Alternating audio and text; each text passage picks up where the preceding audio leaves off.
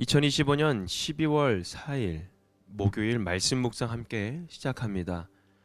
오늘 말씀은 느헤미야 12장 27절에서 47절까지 있는 말씀입니다. 함께 말씀을 묵상합니다. 예루살렘 성벽이 완성되어서 봉헌식을 하게 되었다. 사람들은 곳곳에서 레위 사람들을 찾아내어 예루살렘으로 데려왔다. 감사의 찬송을 부르며 심벌즈를 치며 검은고와 수금을 타며 즐겁게 봉헌식을 하려는 것이었다. 이에 노래하는 사람들이 예루살렘 주변 여러 마을 곧 느도바 사람들이 사는 마을과 벳길갈과 게바와 아스마웨 들판에서 모여들었다. 이 노래하는 사람들은 예루살렘 주변에 마을을 이루고 살았다. 제사장들과 레위 사람들은 몸을 깨끗하게 하는 예식을 치른 다음에 백성과 성문들과 성벽을 깨끗하게 하는 예식을 올렸다. 나는 유다 지도자들을 성벽 위로 올라오게 하고 감사의 찬송을 부를 큰 찬양대를 두 편으로 나누어 서게 하였다. 한 찬양대는 오른쪽으로 거름문 쪽을 보고 성곽 위로 행진하게 하였다.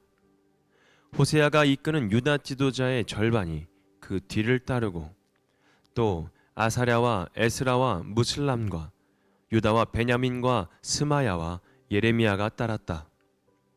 그 뒤로 일부 제사장들이 나팔을 들고 따르고 그 다음에 스가랴가 따랐다. 그의 아버지는 요나단이다.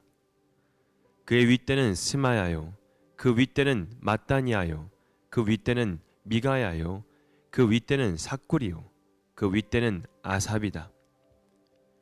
그 뒤로는 스가랴의 형제인 스마야와 아사렐과 밀랄레와 길랄레와 마에와 느다넬과 유다와 하나니가 하나님의 사람 다윗이 만든 악기를 들고 따랐다.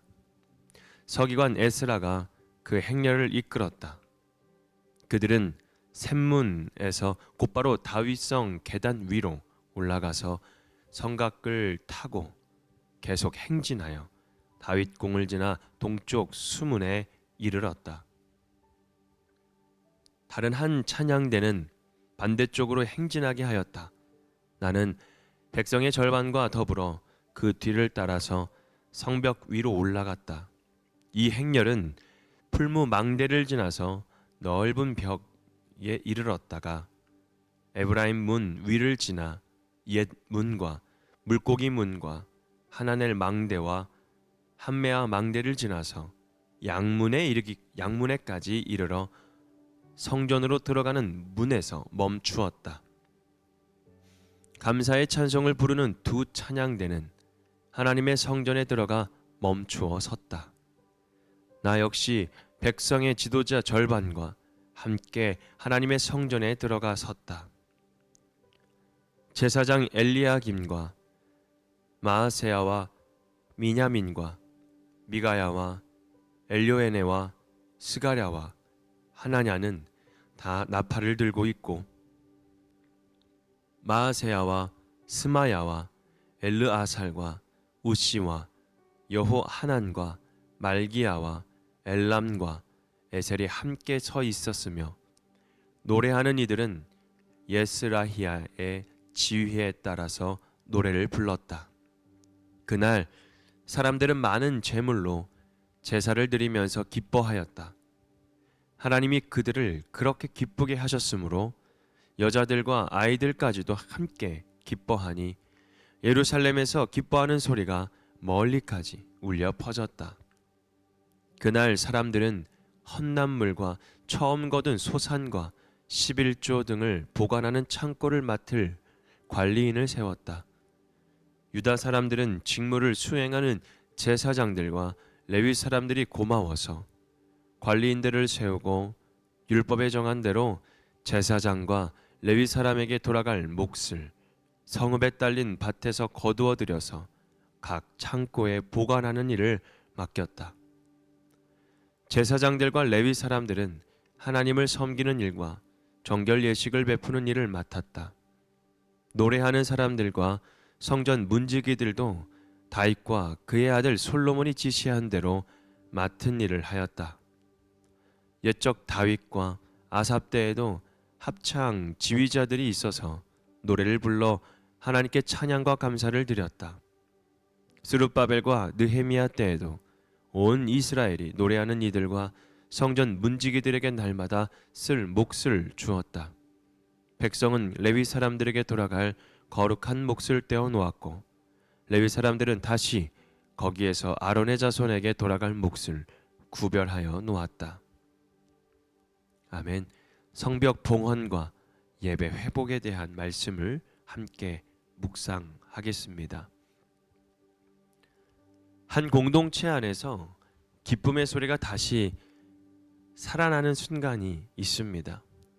오랫동안 침체되었던 그런 마음들, 멈춰버린 예배의 열기나 흐트러진 공동체의 그 흐름이 어느 날 한자리에서 다시 깨어나는 순간이죠. 오늘 본문은 바로 그런 장면입니다. 오랜 재건의 시간을 지나 드디어 완성된 성벽 앞에서 백성들은 하나님께 감사하며 예배의 자리를 회복합니다. 예루살렘 전체가 흔들릴 정도로 기쁨의 소리가 울려 퍼졌습니다. 하나님이 기쁨을 회복하시면 그 기쁨은 사랑의 힘이 아닌 하나님이 부어주시는 기쁨으로 공동체를 흔들죠. 먼저 하나님께로 모여드는 공동체가 있었습니다. 성벽 봉헌식을 위해 사람들은 곳곳에서 레위 사람들과 노래하는 이들을 찾아 예루살렘으로 모았습니다. 각자 흩어져 지냈던 사람들이 다시 모여 하나님을 찬양하기 위해 자리로 돌아온 것이죠. 그리고 제사장들과 레위 사람들은 먼저 자신을 깨끗하게 하고 백성들과 성문과 성벽까지 깨끗하게 하는 예식을 진행합니다. 여러분, 예배는 준비된 마음에서부터 시작이 됩니다.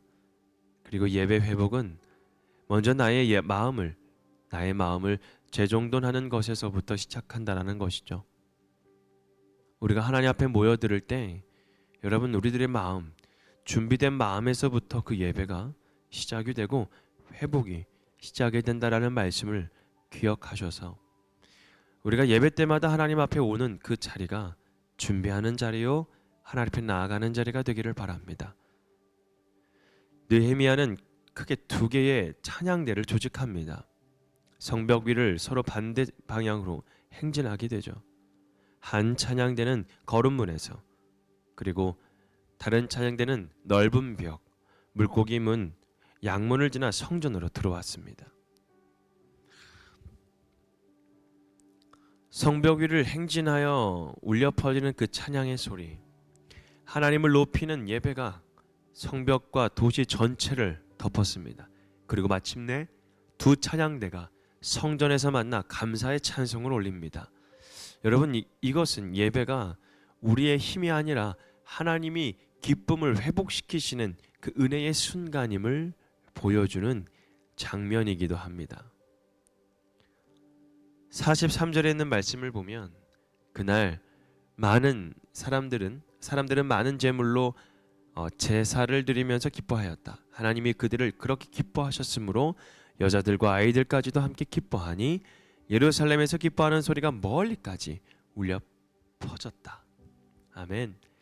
여러분, 예배가 회복되면 기쁨의 소리는 자연스럽게 우리 가정과 또 교회와 또 각자가 있는 그 자리로 흘러가게 된다는 사실을 여러분, 우리는 잊지 말아야 합니다.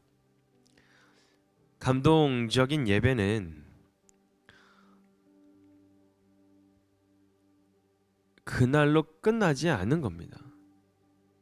백성들은 곧바로 헌난물과 11조를 맡을 관리자들을 세웠죠. 왜일까요? 예배를 섬기는 제사장들과 레위인들이 안정적으로 사역을 이어갈 수 있도록 하기 위해서였죠. 다시 말해 예배의 은혜가 일회성 감동으로 끝나지 않고 계속 이어지도록 하기 위한 공동체의 결단이었다라는 겁니다. 예배의 회복은 은혜이지만 예배의 지속은 우리들의 헌신과 순종에서 지속된다라는 사실을 우리는 오늘 말씀을 통해서 우리에게 알려주고 있는 것입니다. 그렇다면 나는 예배의 자리로 초대하신 하나님께 어떻게 반응하고 있는가요? 오늘 레위인들이 불려 모였듯이 하나님은 오늘도 우리를 예배 자리로 초대하고 계신다라는 것. 마음의 무게나 바쁨이 있을 수도 있지만 때문에 뒤로 물러나고 있지는 않은가 우리가 다시 한번 생각해보고 다시 그 예배 자리에 나갈 소망이 여러분들의 삶 속에서 나타나기를 주님의 이름으로 축복합니다. 그리고 예배의 기쁨이 내 삶에서 얼마나 울려 퍼지고 있는지 성벽 위에서 울려 퍼지는 찬양은 도시 전체를 흔들었습니다. 우리 예배는 교회 안에서만 울려 퍼지고 끝나진 않는가요? 아니면 여러분들의 삶의 현장까지도 이어지기를 바랍니다. 그리고 예배가 지속되도록 헌신하는 삶을 우리가 살아가고 있는가? 백성들이 헛남물 창고 관리인을 세웠던 것처럼 나의 시간, 나의 정성, 나의 기도, 나의 섬김이 예배를 든든히 지탱하는 자리가 되어 나가기를 소망합니다. 그래서 오늘도 정말 하나님 앞에 성벽 봉헌과 예배의 회복 안에 철저하게 우리의 삶이 찬양과 감사와 실천의 예배가 회복되고 흩어졌던 마음이 예배 안에서 다시 하나가 되고 우리들의 삶을 통해 기쁨의 소리가 멀리까지 퍼질 수 있도록 그래서 예배를 지속하며 헌신의 자리로 우리가 세워져 나가기를 주님의 이름으로 축복하며 그렇게 살아나가기를 소망합니다. 오늘 말씀 묵상 마치겠습니다.